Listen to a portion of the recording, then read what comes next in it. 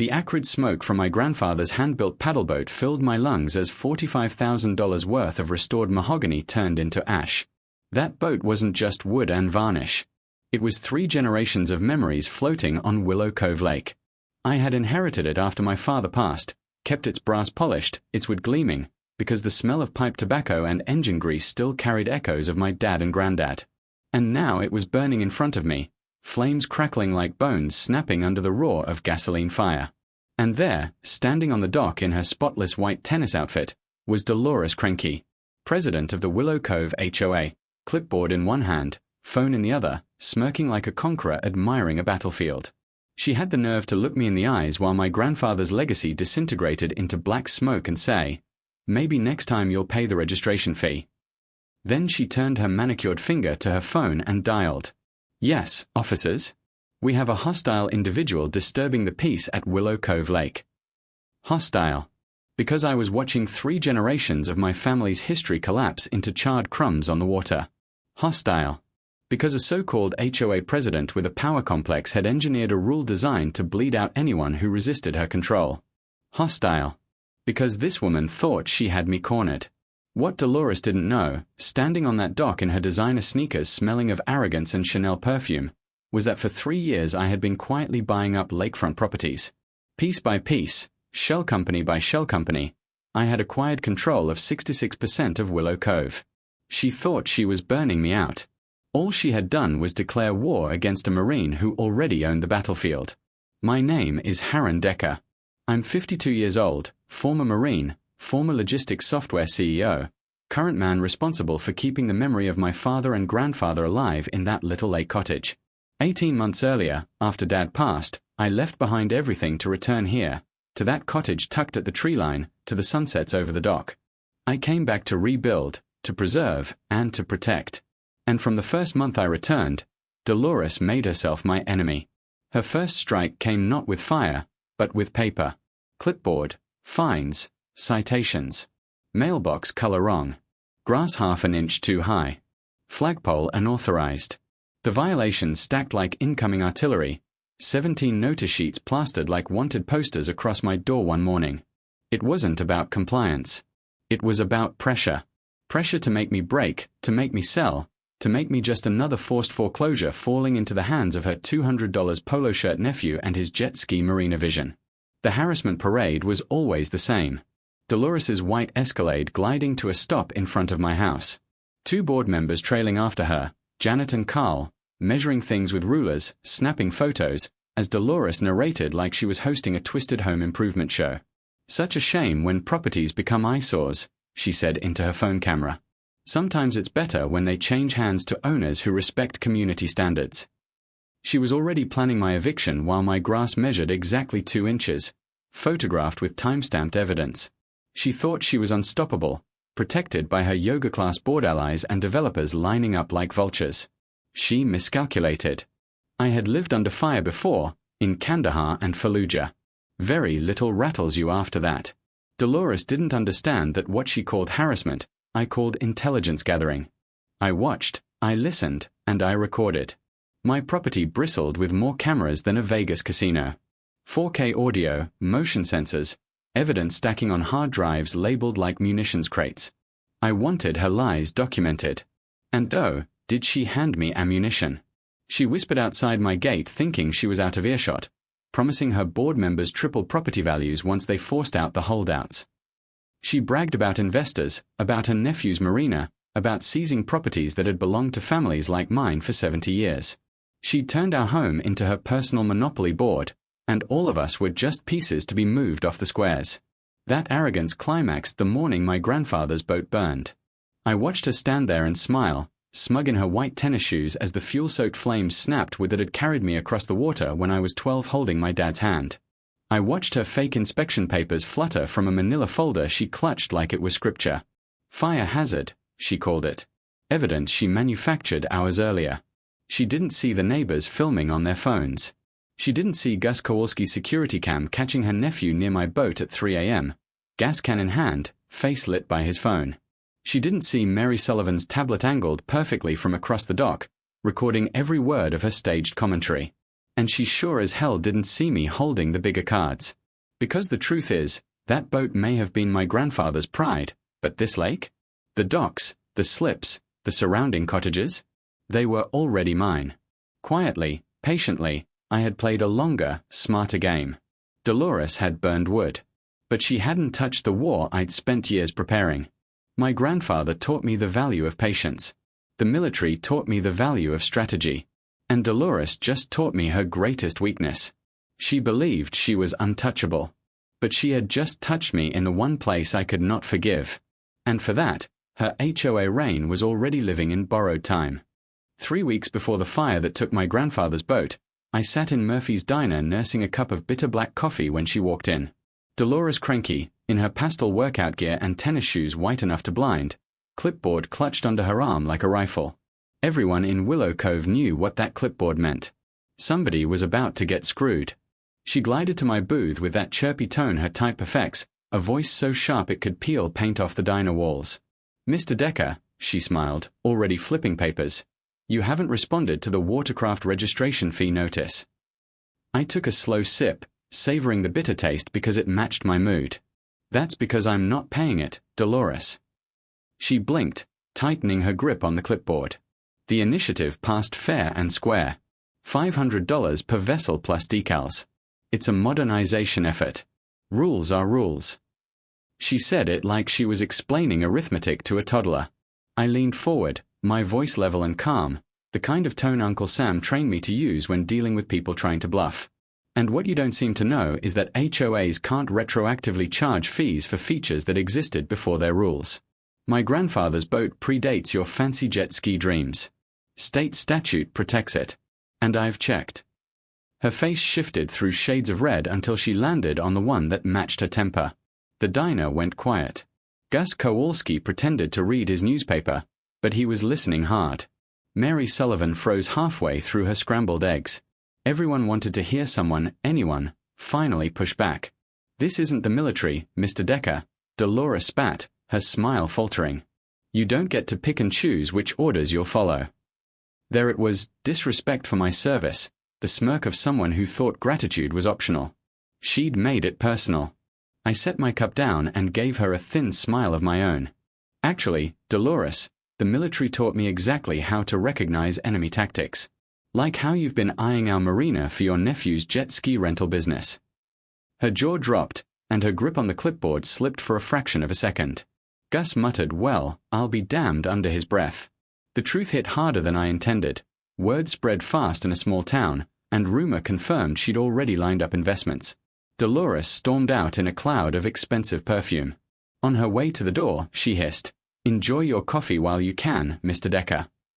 The next morning, I woke up to find my front door plastered with 17 violation letters. Grass too high. Mailbox the wrong shade of black. Dock planks too weathered.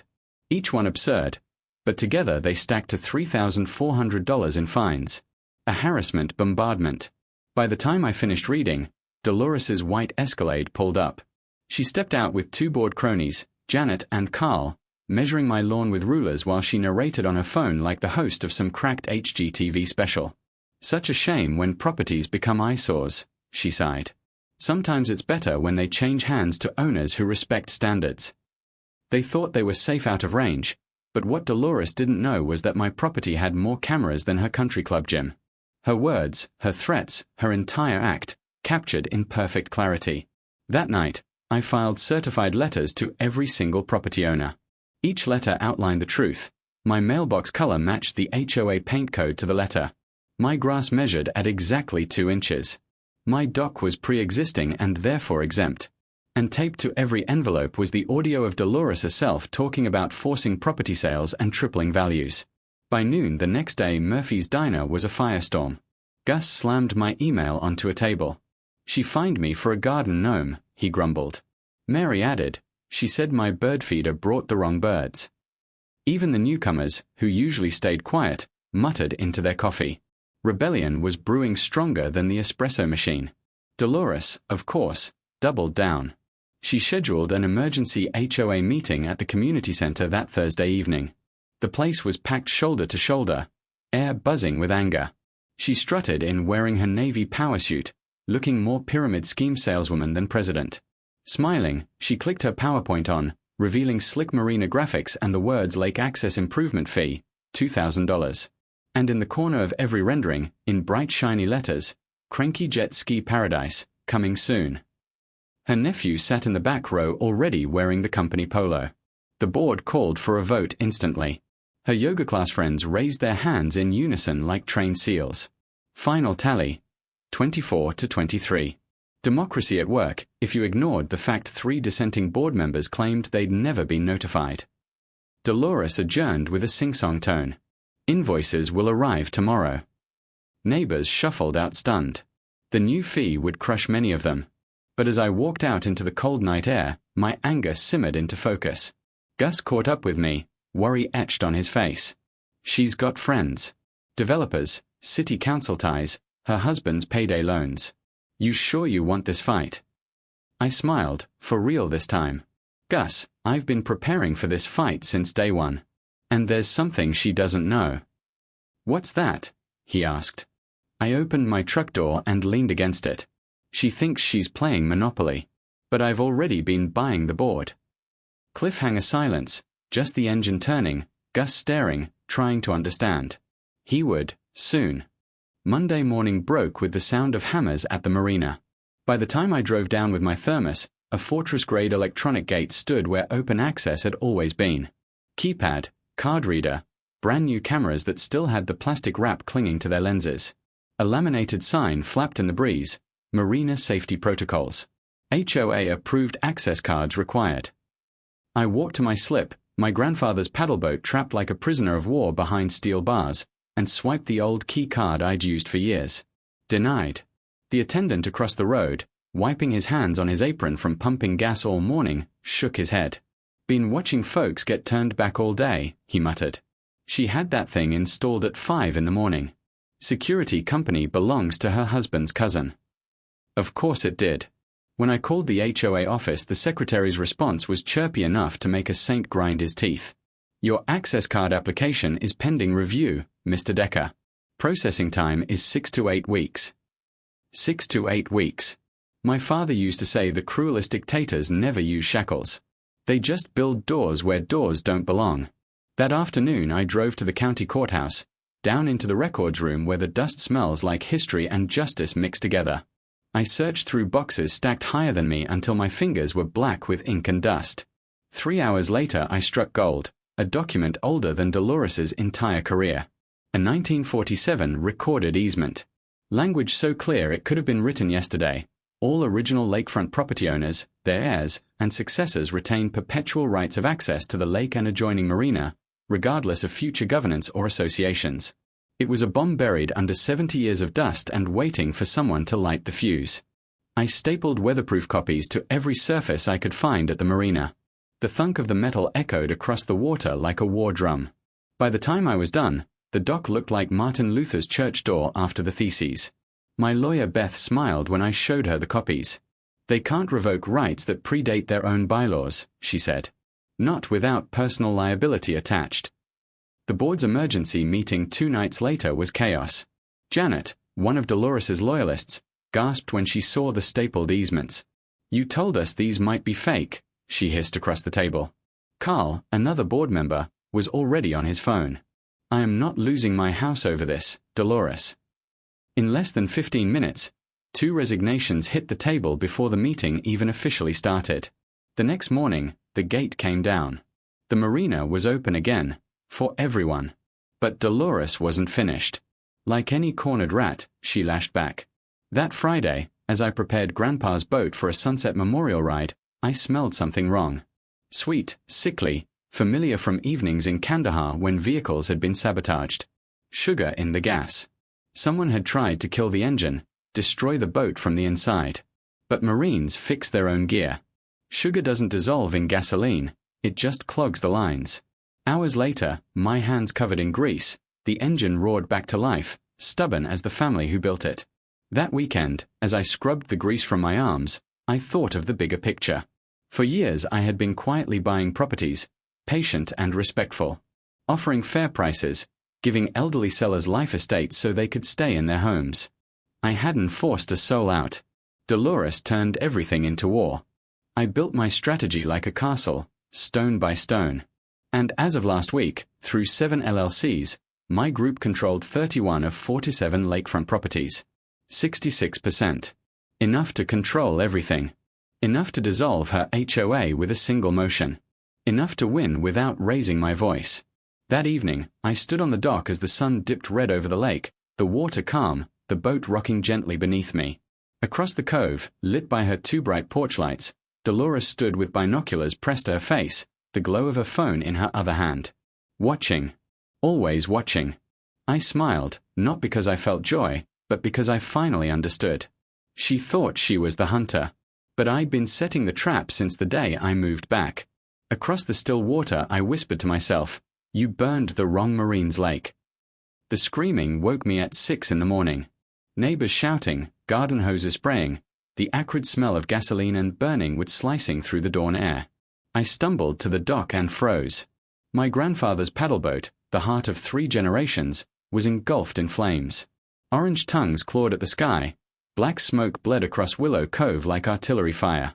60 years of history, of pipe tobacco and family sunsets, turned to ash in seconds. By the time the fire department arrived, there was nothing left but a skeleton of charred mahogany cracking in the waves. And there she was, Dolores cranky, as if she had rehearsed her entrance. Not a hair out of place, wearing her tennis whites at an hour when decent people were still in pajamas. She clutched a manila folder and smiled, speaking loudly so the gathered crowd didn't miss a word. "This," she announced, "is why we created safety regulations. That boat was a fire hazard. We documented it just yesterday." She flourished inspection papers that still smelled of fresh ink and fraud. My voice came out in that low, dangerous register I hadn't heard since Afghanistan, the tone that used to make enemies rethink their choices. "You burned my grandfather's boat," I said evenly. Dolores actually stepped back, just a half pace, but enough for me to see she felt it. Then, like a trapped rat, she lunged to attack. "That's slander," she hissed. "You'll regret threatening your HOA president. Officers, I'm calling the police." She lifted her phone with a flourish, dialing 911 right there on the dock, tears of performance trembling in her voice. "Yes, we have a hostile individual threatening board members. I fear for my safety." Practiced. Fake. Every word another lie. The cruisers showed up fast, lights flickering. Dolores turned on the victim act, waving her forged forms. "Officers, this man refuses to follow safety protocols. He's been terrorizing our community." Sergeant Mills looked tired. He'd seen this song and dance before. "Sir, step back while we sort this out," he said politely. And then the neighbors arrived with the kind of justice Dolores hadn't anticipated. Mary Sullivan pushed through the crowd holding up her tablet. "Officers, I have footage." The video showed 2 figures at 4 a.m. creeping around the boat. One wearing that distinct HOA windbreaker Dolores's new inspector always wore. Gus Kowalski waddled up with his phone. "Got him, too." Same truck parked by the slip. License plate clear as day. The crowd swirled, muttering. More neighbors stepped forward, producing videos from cameras Dolores thought nobody had. And then young Tommy Chen delivered the killing blow. His new surveillance system had captured it all in 4K. Dolores's nephew Bryce siphoning gas, setting accelerants, laughing like he owned the lake. He even stopped mid-scene to check his phone, face lit crystal clear. The officers' faces turned hard. Sergeant Mills adjusted his belt and looked directly at Dolores. "You're going to need to come with us for questioning." She flustered, shouting about HOA immunity. "You can't prove anything. I have authority. I am the president. I have immunity for official actions." Mills snapped his notebook shut. "Lady, HOA immunity doesn't cover felony arson, insurance fraud, or conspiracy. You don't get immunity for burning down boats." Hours later, the insurance investigator arrived. Former Detroit arson detective. He walked the scene with a grim face, pointing to burn trails, accelerant splash patterns. Amateur work. Multiple ignition points.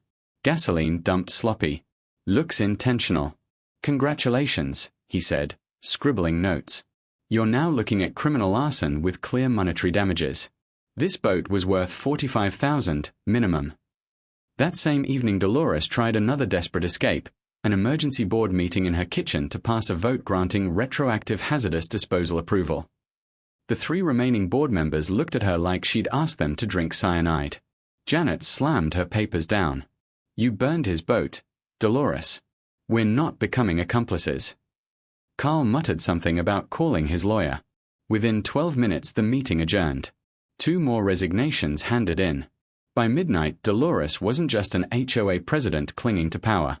She was an exposed fraud with criminal charges circling, neighbors armed with evidence, and a community shaking off years of fear.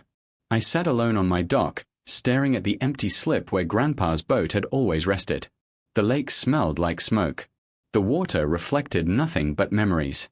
But as I sipped bourbon from a chipped mug, texts buzzed on my phone. From my lawyer, Beth Steinberg. From the sheriff's office. From the FBI. Dolores thought she broke me by burning that boat. What she burned was the last shield protecting her from judgment. The truth was simple. She hadn't destroyed me. She'd handed me the evidence that would end her reign for good. The morning after the fire, I stood on the dock staring at nothing but smoke stains where my grandfather's boat once Saturday. Anger had hardened into resolve. That day wasn't just going to be a memorial for ash and memories. It was going to be the day the tyrant finally lost her crown. By evening, more than 300 people gathered along Willow Cove's shoreline. Some came with sorrow, some with curiosity, all united by the same exhaustion from years under Dolores's iron-fisted rule. News vans lined the dirt road, satellites raised like spears. Deputies lingered casually but knowingly. The FBI had sent plainclothes agents milling in the crowd, cameras ready. Dolores watched from her porch with binoculars, clutching files like they could still save her. She had no idea the trap she'd walked herself into. I stepped onto the makeshift stage at golden hour, the lake glowing gold behind me, neighbors hushed in silence. Beside me, Beth Steinberg, my attorney, with folders thick as bricks. Behind me, a projector hummed. I raised the first photo, my grandfather sanding the paddleboat in 1962, his pipe clenched in his mouth. Then another, my father guiding me across the water as a boy. Then the last photo, charred remnants smoldering hours earlier. My voice didn't shake. This boat carried 3 generations of deckers across this lake. On Tuesday, it was set on fire by people who thought they could destroy memories and live untouched. But what Dolores didn't know, I pulled a fresh manila envelope from the stack, is that I own the board she's been playing on. I clicked, and the projector displayed 31 deeds in neat rows, 31 of 47 lakefront properties. Through careful investment and respect for neighbors, my trust controls 66% of Willow Cove. And according to the HOA's own bylaws, Section 15.4, any entity controlling over half the properties can dissolve the HOA immediately. Gasps rippled. Heads turned. Some clapped. Others stood with their mouths open. Dolores froze 20 feet away just outside the crowd, lips moving soundlessly. "This HOA is dissolved," I continued, my voice carrying across the water. "Effective now." The screen behind me shifted to financial records, graphs and slides courtesy of Dr. Patel, our forensic accountant. Line after line revealed $200,000 stolen through inflated contracts, maintenance payments siphoned into relatives' accounts, funds diverted to pay for Vegas retreats and Dolores's own white Escalade. "This isn't mismanagement," I said coldly. "It's embezzlement. Documented. Recorded. Every receipt. Every dollar stolen."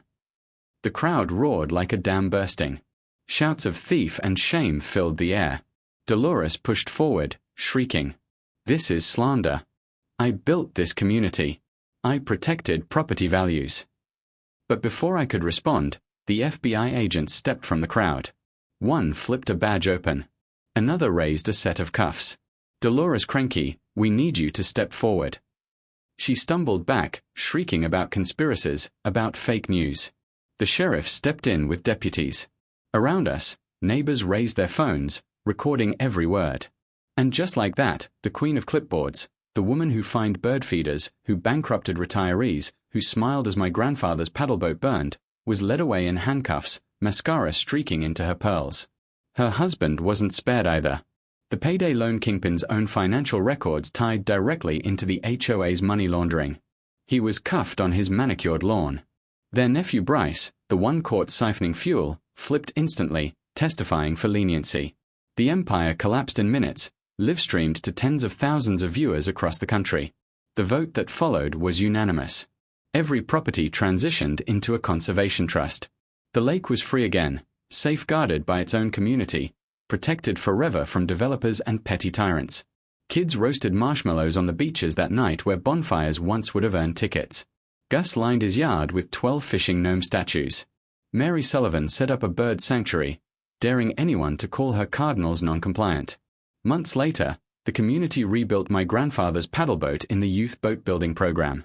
When it launched on July 4th, sunlight dancing across its polished mahogany hull, the name across the bow read Second Chances.